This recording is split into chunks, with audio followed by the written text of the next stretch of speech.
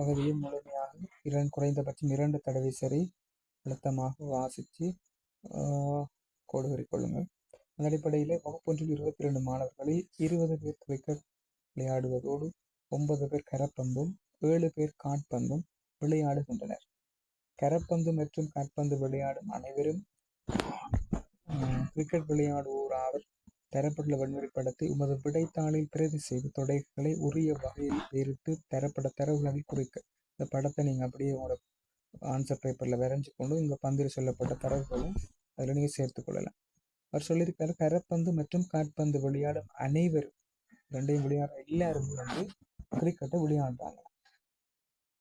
சரிதானே? அப்படி எதிர்கருத்து என்ன?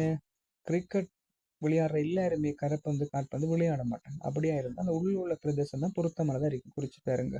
அவரை நாங்கள் ஒரு ஆள் நான் கரப்பந்துண்டும் மற்ற ஆள் நான் காற்பந்து எடுத்தோம்னா அந்த 2 வட்டமும் கிரிக்கெட்டுக்குள்ளே இருக்குது. அதனால அந்த 2 வட்டத்துக்குள்ள அனைவரும் வந்து என்ன செய்ய போறாங்கன்னா கிரிக்கெட்டை விளையாடுறாங்க.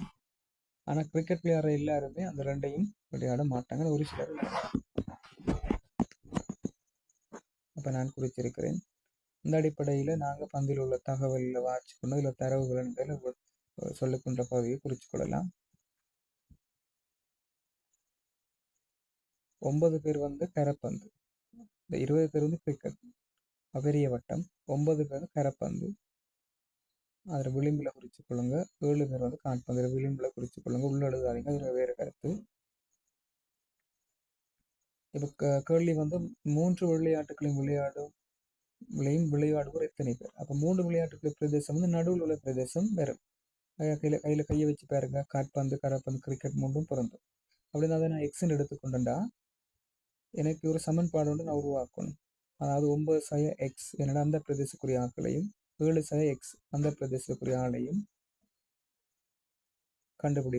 கண்டுபிடிச்சு அங்கே இருக்கின்ற நடுவில் இருக்கிற அந்த நடுவில் உள்ள எக்ஸையும் நான் இப்போ ஏற்கனவே எழுதின 9 எக்ஸ் அதே போல் 7 எக்ஸ் இதெல்லாம் கூட்டி அதோட 8ஐயும் கூட்டுகிற போது 20க்கு சமனாகும். எப்படி 9 எக்ஸ்ன்னு வந்துன்னு சொன்னால் உங்களுக்கு தெரியும். அந்த முழு வட்டம் 9, அதில் நடுவில் எக்ஸாக இருந்தால் மற்ற பிரதேசம் வந்து இந்த எக்ஸின் எண்ணிக்கையை நான் 9 கழிக்கிற போது வரும். அது ஒரு விடையாக இருந்தால் எங்களுக்கு விடையை டக்குன்னு கண்டுபிடிச்சு கொள்ளலாம். ஆனால் தெரியாதனால தெரியாக்கிறதை பயன்படுத்தியிருக்கிறேன். இதில் இந்த நான் சொன்ன மாறுபட்ட ஒரு ரெண்டும் கழிபடுகிற போது இல்லாமல் வெட்டிப்பட்டும் எண்களை கூட்டுகின்ற போது 7 மற்றும் 15 15ம் 9ம் 24. அடுத்தது எக்ஸ் வரும். இப்போ எக்ஸை வந்து நான் நேருக்கு மாற்றுவது எக்ஸை சமன்பாட்டுக்கு மேலே கொண்டு போகிறேன். இவரை என் சார்ந்த பக்கத்தை கொண்டு வருவேன்.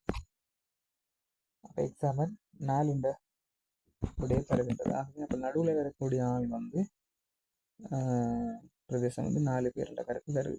அவர் நாங்கள் என்ன செய்வோம்னா இதையும் நீங்கள் அதில் குறித்து கொள்ளுங்க. நீங்கள் ஏற்கனவே தரவு குறிச்சிருக்கீங்கன்னு அதனால் குழப்பம் பெற மாதிரி இருந்தால் அவர்கிட்ட பென்சிலால் உங்களோட விடை எழுதுறதுக்காக நீங்கள் நோட் பண்ணி கொள்ளலாம். 4